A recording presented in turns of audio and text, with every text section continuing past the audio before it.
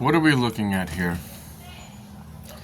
Well, that is my Sony A7s, and I have a GoPro in there too. We sailed from California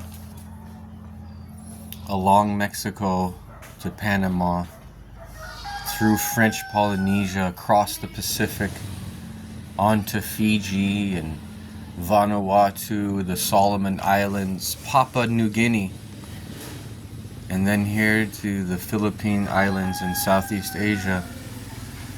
And this thing took a beating, and it just got corroded worse and worse, and it was glitching for years. But it was still recording when I put it in that bag, but it's been sitting there for about, I don't know, almost a year.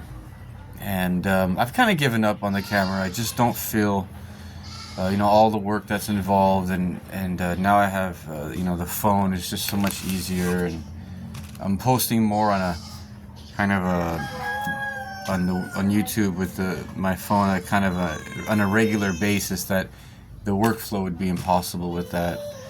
That's more for like shooting a decent documentary, and which I have tons of footage, and I'm going to, but I need to take care of my family first, and also I need to just let that adventure and that experience, settle in my mind, and I need to find a source to draw on and to produce a documentary.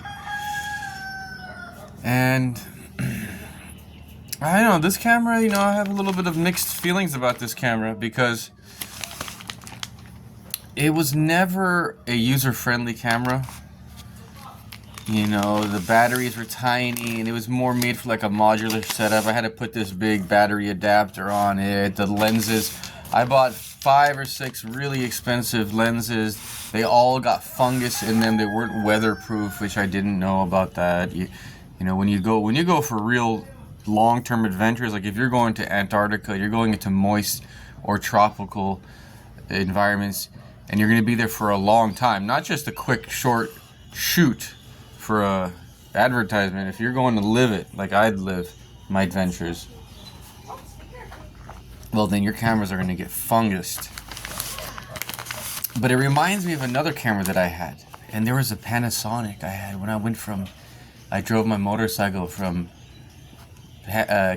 Los Angeles, California to Brazil, and that took me about a year. And I had a little Panasonic, and that Panasonic was just an enclosed camera, no detachable lens, but it had a good battery, and it was a user-friendly camera.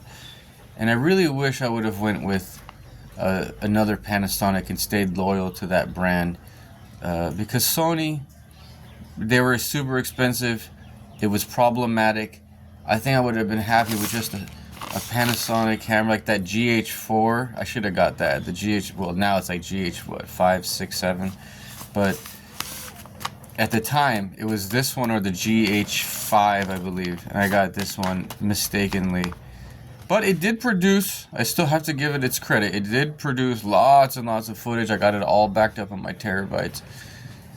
But also, and I still have, love for my Sony. But the next adventure I do, we're going to take off from the Philippines in a few years with the family and go and complete the circumnavigation. I'm going with Panasonic. I'm just going to get a one-does-it-all type of camera, and more on that later. But those are my thoughts, just reminiscing over you. Cheers.